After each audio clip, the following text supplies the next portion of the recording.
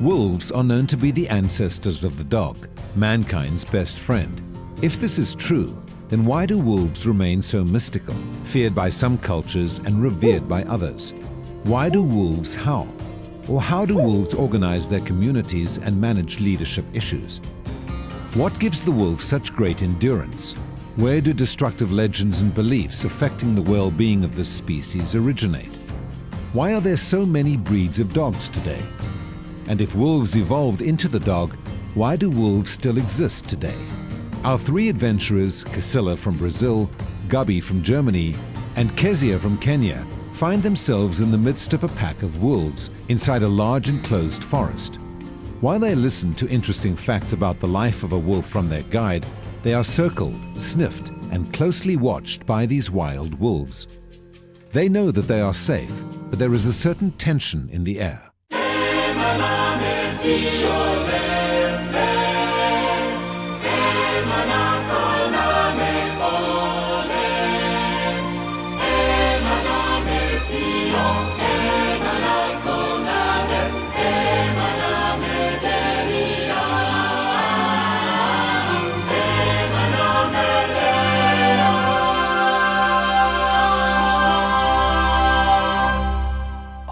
So in the middle of the forest and we're surrounded by wolves, and I always imagined this experience to be very scary and wolves are very vicious. If you show them love, they'll give you love right back. Unlike the movies, wolves are actually a lot like dogs. They're very gentle and they just want to socialize.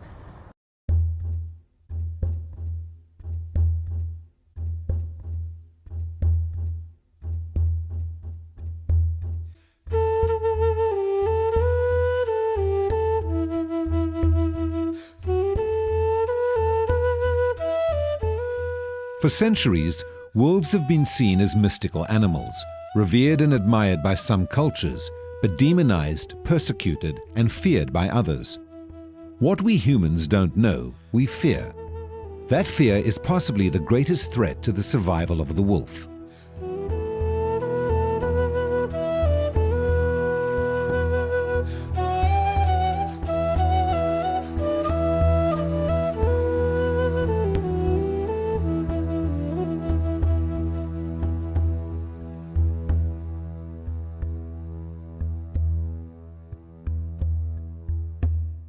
What we do with the wolf sanctuary is we take in animals that people can't look after anymore. We have wolves that are totally tame. We're going to go in with them, and then we have wild wolves as well. People have them in parks or they have them as pets. What we do, we spay all our females when we get, and then we look after them until they die. They've got big enclosures where they run. We don't feed live. We get meat and then we cut it up and we throw it over for them at night. We're going to go now to our first enclosure with wolves. This is our new pack. Tyson lying here is our alpha male. Each wolf pack consists of an alpha male and an alpha female. That's your strongest wolves in the pack.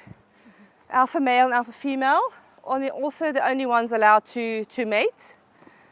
You can always see who the strongest is. They've got the most confidence. And the others, they go, like Savannah did with me, they go immediately lower than them to show that they are submissive towards them. Tyson here is our alpha male. Vincent is our beta male, or our second in charge. And we only have one female in here, Astra. Like I previously said, we don't breed, but we do have one female that is pregnant. We got her like that. So she should be having cubs any day now. Wolves, there's a big misconception about wolves. Wolves are not dangerous. A wolf will not come out and attack you to kill you. It will never happen. There's never been a confirmed case of a person being killed by a wolf. They will attack you, bite you if there's pups, if they're hungry, or if they're threatened. You can see our alpha male, the black wolf with his tail in the air. You can always see with wolves how their tail is to show where their station in the pack is. You can look at the other wolves, tails down. Then there'll be some of the pack that's got their tails between their legs. They are the lowest ranking in the pack. Once distributed over most of the northern hemisphere, wild wolves are now confined to the wilder parts of a reduced range.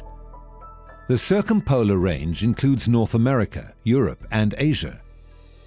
These wolves at the Garden Route Wolf Sanctuary near the South African town of Plettenberg Bay are Canadian timber wolves. Here visitors are able to enter their enclosure and learn more about these wild wolves and why we need to preserve them. Meat. Yeah, we have meat. It's okay, it's okay. Come, puppy girl. Which kind of meat they normally eat? Our wolves normally eat beef. We are very lucky. I mean, we cannot buy meat, a cow every week, because that's how long a cow usually lasts us. We're very lucky, our farmers in the area, if a cow dies or something and we can use it, we go pick it up, we cut it up in pieces for us, we freeze it and then we take it out for them. So they consist mostly of beef that they eat. Okay. But normally in nature, what they normally In nature, they will go for bison, they will go for elk, they will go for deer. And they can even go, if they're very hungry, a wolf is not very successful hunting. 1 in every 10 hunt of a wolf is successful. So they're very, very bad hunters. So they will even eat berries, yes. They will even eat berries. They'll eat fish. They can swim very well. So they will go, yes, they love fish. They'll eat fish. They'll eat rats if they're hungry. Anything small for them. This is our wild wolves coming over to say hello now. Scar, the brown wolf, is our second in charge. He's our beta male. This is normally the big one are the male. Usually with their sizes, males are bigger than females. As you can see, this is one of our wild wolves. The one with the eyes, beautiful eyes, is also one of our wild wolves. There, if you turn to the back, here comes our alpha male as well. No need to be afraid, they don't come for us. As you can see there, they're totally ignoring us. They're here for the food.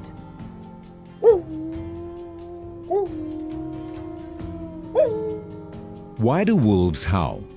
Many people believe they howl to communicate different messages, perhaps to locate members of their own pack, or as a warning and possibly to send a message that they are missing each other. As for howling at the moon, perhaps it's simply the brighter evening that evokes more howling than usual. You can hear them, they sound like they're puppies. This is not, they are showing they're submissive towards the others. That's how they do, they make like puppies do. You can look, see how Nalia is now flirting with her alpha male. You know the saying, hungry as a wolf? This is it. Tala. This is our two tame girls. This is Nalia, this is our madam, and that's Tala. She's very, very gentle. Hey, hey, are you growling at me? She's gonna come now. What she's doing now, she's marking you. She's rubbing her scent on you. It's actually, that's the way how they bond and greet, is by marking and rubbing against each other and things like that. Come Tala, come puppy girl. Let's mark. Always be respectful for my alpha male and alpha female. We are in their territory, so they've given us permission to be here. So we're always respectful for them. I will always feed them first in the afternoon. And in the mornings when I come, they will come and say hello to me through the fence, and I will always greet them first. That's how the other wolves see us treat them.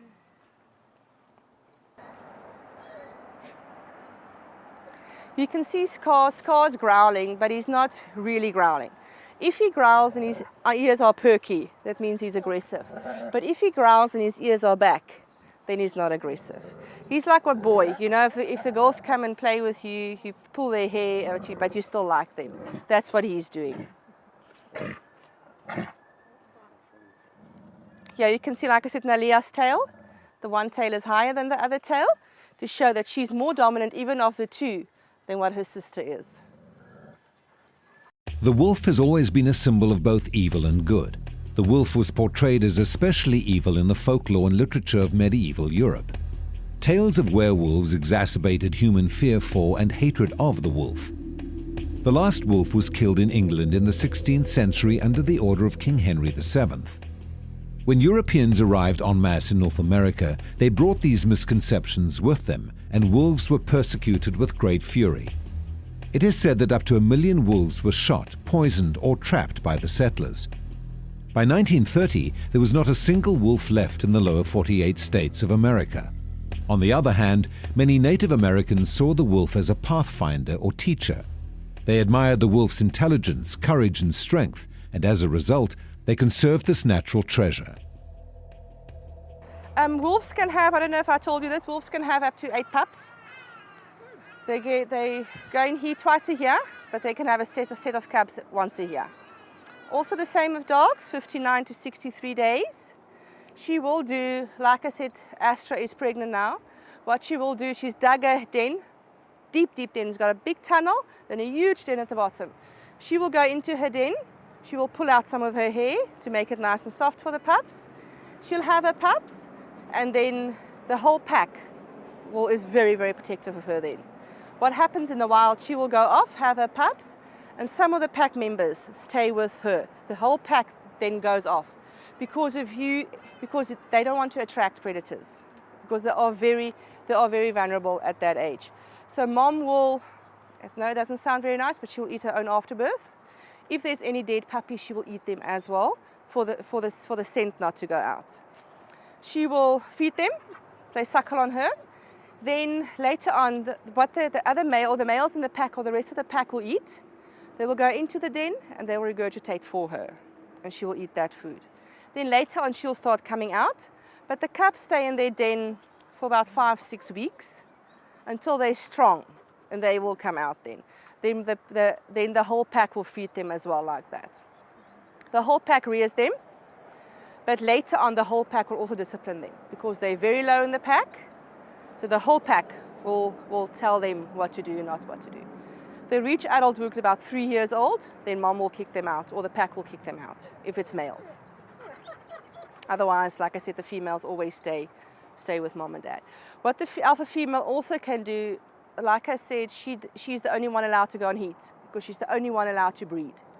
She either dominates the females so much that they don't go into heat, they're too scared, or when it's time for them to go in heat, she chases them out the pack. That she's the only female there. For the time being? For the time being, while she's on heat. And then she will, when they come back, when they're finished, or when she's finished. But it just shows that it keeps the bloodline pure. Because all wolves are related in a pack, except for the males. All the girls are related. So, and it also keeps her higher than the others.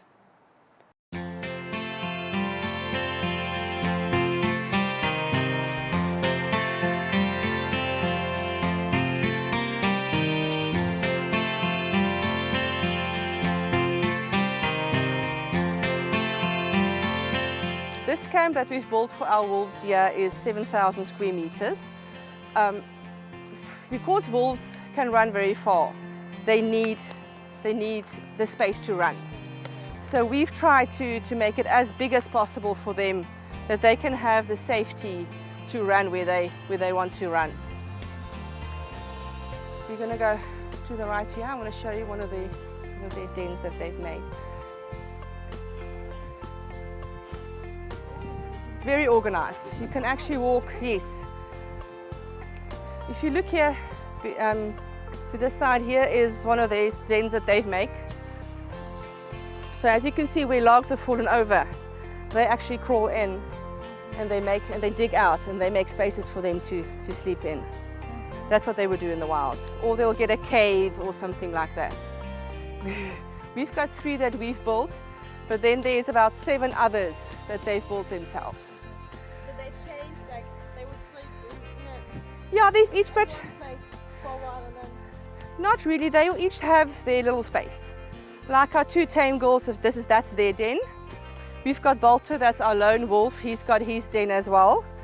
Then the others usually just sleep together. Wolves like routine, they like to have their things structured and things mustn't change for them. Even here with them, when we come in, we've got a certain time in the day we feed, a certain time in the morning when we clean up. We've got things that we do on a certain time of the day. They don't like change. The tours we do during the whole day, so that's different. But it's also me doing the tours. If somebody else came in doing the tours, it's different. They like their things going their way. So this is their dam where they swim. Wolves love to swim. They swim winter and summer. It's not matter what season it is. They'll come down to cool down. What we do when it's very, very hot for them, we all throw things in the dam that they have to come and get out. Because if it's very, very hot, they get a bit aggressive and then there's a lot of fighting. They're a bit spoiled. They eat every day, but they're not supposed to eat every day in the wild. We feed them every day. Wolves will, when they make their own dens in the wild, like the ones we've made here for them, there will always be 3 entrances or exits, so they can never be captured, or they can never be cornered. So the ones we've built for them as well, we've made them 3 entrances and exits. Even in the wild, if they've got a cave or something, they will always make sure that there's another exit for them. Because if predators come in, for safety for them, yes, to feel safe. Yes. What I think we can do to educate people about that is not to always kill. That killing is not the answer. I mean, I feel that they were here first. We are taking their territory, so you have to live with them. You're going to lose animals, you're going to lose animals. You're not going to lose a huge amount of animals. Wolves don't eat every day. If they have a good kill, they can go a week without eating. They only eat about 4 kilograms each, then they're full. So it's not a lot that you are going to lose. So I think just live with them. You know, they're not going to kill you. They're not even going to approach you. But there's a space in life for everyone. That's how I feel about it, and that's what we do here as well. Just give them their space.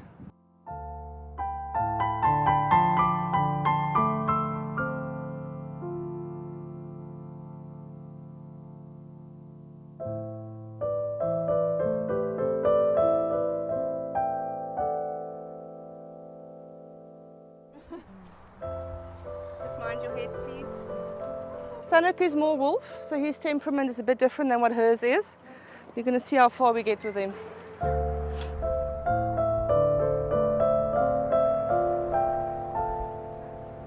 Temperament is much more dark. Come, Sanuk. Come, big boy. Come, big boy. Sanuk. Yeah, that's the thing with it.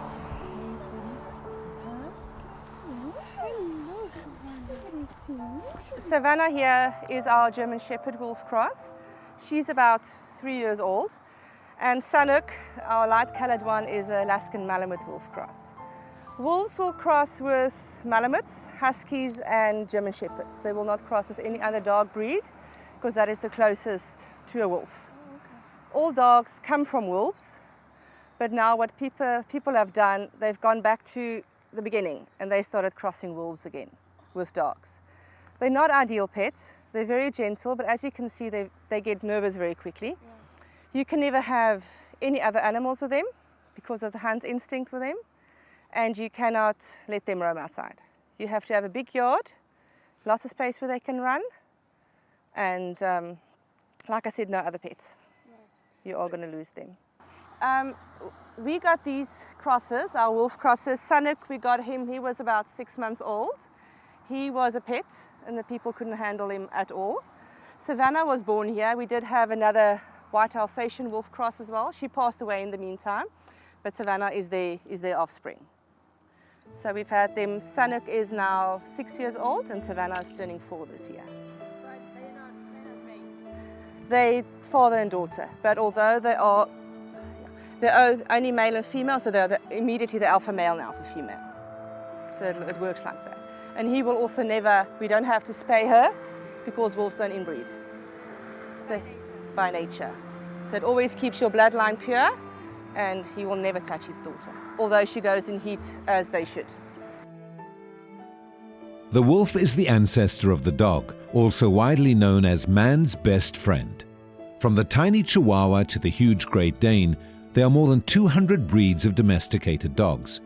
These dogs come in a wide variety of different shapes, sizes, colors, hair types, and dispositions. The theory of evolution claims that animals change through a gradual accumulation of mutations. Evidence has shown that the wolf-to-dog transition occurred rapidly according to pre-designed genetic potential. In 1959, a controlled experiment with regard to taming temperaments started on a fox fur farm in Siberia. From a founding group of 100 males and 30 females, foxes were selected on behavioral criteria, and only the friendliest animals from each generation were allowed to breed. The behavioral changes were dramatic. As a result of careful selection, the aggressive foxes were eliminated from the population in just 2 to 3 generations of selection. They didn't need thousands of years, just 3 generations. The current crop of so-called elite foxes are friendly and playful, and even compete for the attention of humans. God created canines with a large amount of genetic variability. He knew that they would need to live in hot and cold regions of the world. They would therefore need to carry genes for all lengths of hair and thickness of coats.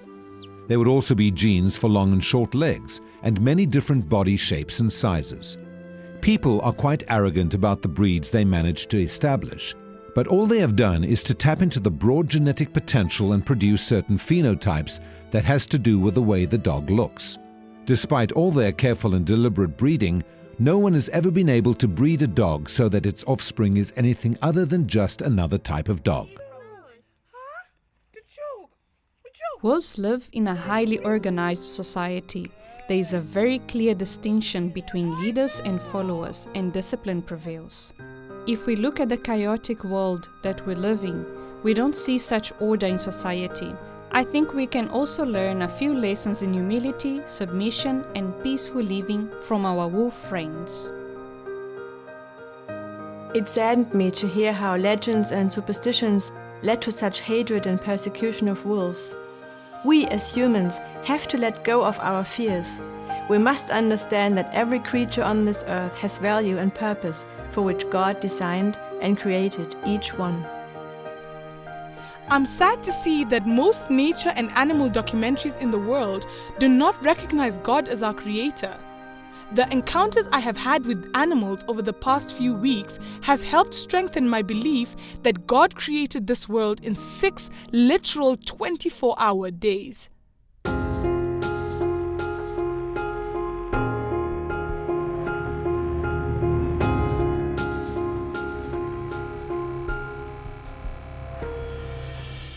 I am the voice of the voiceless.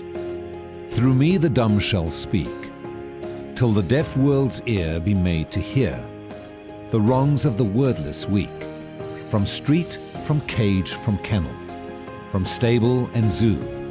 The wail of my tortured kin proclaims the sin of the mighty against the frail. O shame on the mothers of mortals who have not stooped to teach of the sorrow that lies in dear dumb eyes, the sorrow that has no speech. And I am my brother's keeper, and I shall fight his fight, and speak the word for beast and bird, till the world shall set things right.